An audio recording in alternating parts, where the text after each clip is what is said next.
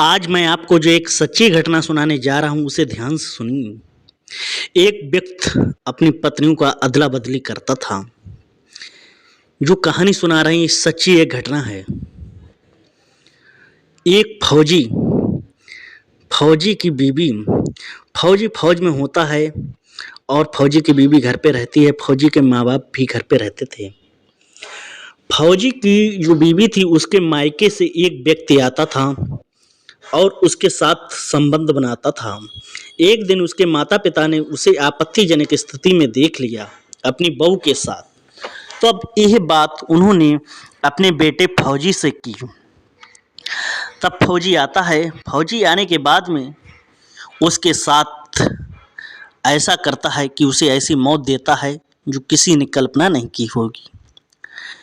आज मैं आपको जो सच्ची घटना सुनाने जा रहा हूँ ये उत्तर प्रदेश जनपद बुलंदशहर की है। जहाँ एक कस्बा होता है वहाँ का हम नाम नहीं ले सकते हैं आपको। ये वाक़या है 1997 के आसपास का। मैं सर्च कर रहा था। उस समय की बात है जब पेट्रोल पंप नहीं चलते थे। बहुत कम पेट्रोल पंप होते थे। आज तो 1 किलोमीटर की 3 किलोमीटर की दौड़ पर पेट्रोल पंप मिल जाएंगे। उस समय पेटी डीलर का काम चलता था। जो वहाँ का एक लाला होता है वो पेटी डीलर का लाइसेंस डीएम साहब बनाते थे।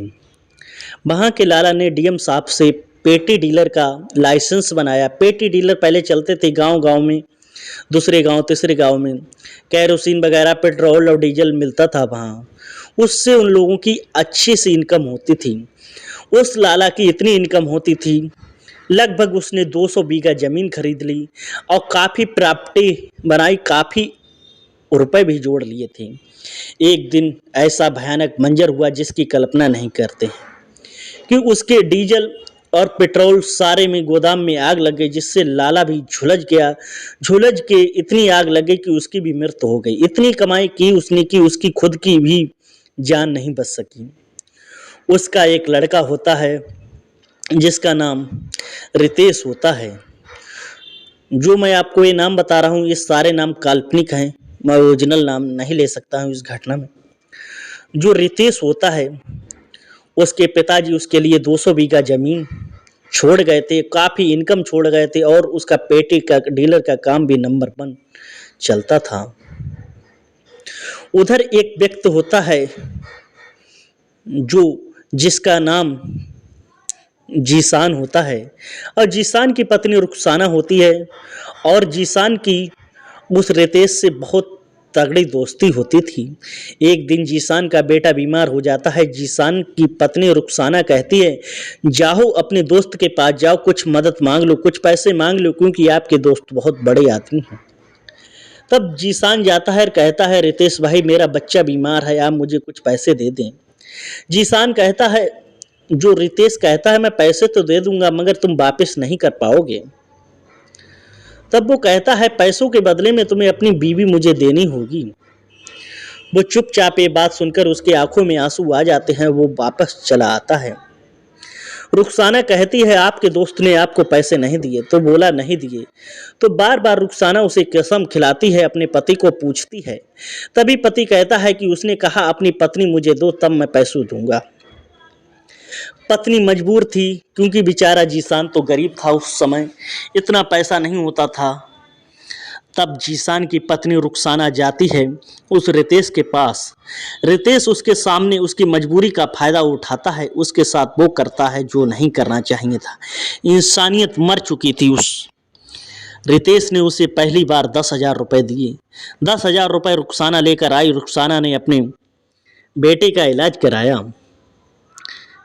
इसी तरीके से उसका दोस्त रितेश उसके घर पे आने जाने लगा और उसके साथ उसका काम उसकी बीवी के साथ संबंध बनाने लगा। कभी 5,000 देता था, कभी 20,000 देता था, कभी 30,000 देता था। ऐसे ही उसकी नज़दीकियाँ बढ़ गईं क्योंकि उसकी इनकम बहुत अच्छी थी, क्योंकि पेटी डीलर में काफ़ी इनकम होती थी। लेकिन जीशान को ये बात चुभती थी, मगर जीशान करे तो क्या करें।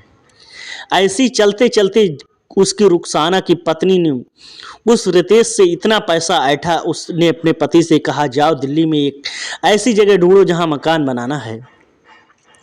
उसने इतना रुपया ऐंठ लिया, दिल्ली में एक मकान बनाया आलीशान, और वहां अपना पति जो जीशान और रुखसाना उसका बेटा रहने लगा।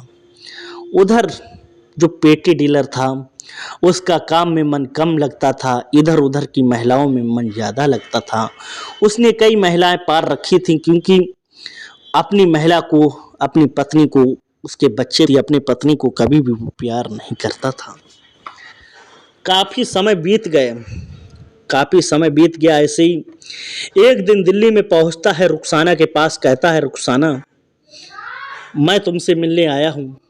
रुखसाना कहती है कोई बात नहीं, क्योंकि जब तक वो कंगाल हो चुका था, मन नहीं लगता था, और वो प्रॉपर्टी अपनी 200 बीघा जमीन भी धीरे धीरे बेच चुका था। तो रुखसाना कहती, वो कहता है कि मैं तुम्हारे संग संबंध बनाना चाह रहा हूँ। रुखसाना कहती है संबंध बनाओ, कोई दिक्कत नहीं, लेकिन जितनी आप पैसे मांगोगे, आपकी पैसे से भी मदद करूंगा, हर तरीके से मदद करूंगी, लेकिन शर्त मेरी एक है, मेरे पति जीशान को आपको अपनी पत्नी को भेजना पड़ेगा। जैसे आपने मेरी मजबूरी का फ़ायदा उठाया था, आज मैं उसी मजबूरी का फ़ायदा उठाऊंगा, क्योंकि तुमने इंसानियत के नाम पे तुमने हमारी मजबूरी का फ़ायदा उठाया। हमने अपने बच्चे के बीमार के लिए पैसे मांगे थे, जो तुमने मुझे नहीं दिए थे, मेरी इज्जत को लूट कर दिए थे।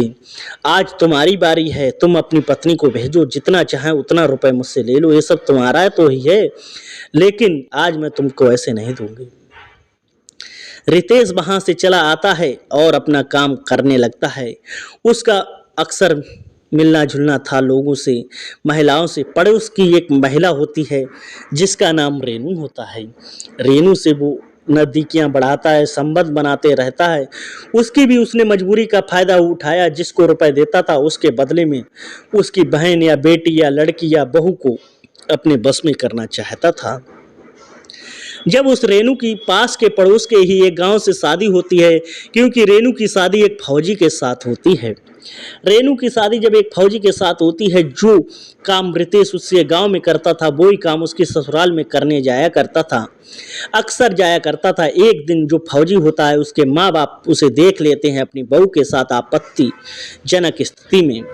जब आपत्तिजनक स्थिति में देख लेते हैं दोस्तों, जब 1997 से ये घटना शुरू होती है, सन 2005 में, जब वो फौजी को कॉल करते हैं, उसके माता पिता फौजी को सारी बात बताते हैं कि एक व्यक्ति ससुराल से आया है और मैंने आज बहू के साथ एक कर्म करते हुए देखा है।